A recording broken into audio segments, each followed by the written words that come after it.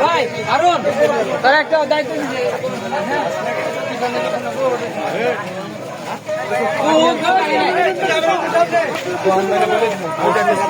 আরুন ভাই পিছনে মোট লোক আহে নাই ঢোকা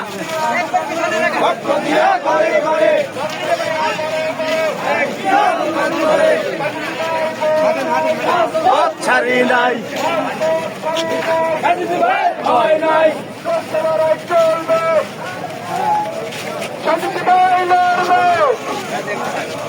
চলছে লড়াই চলবে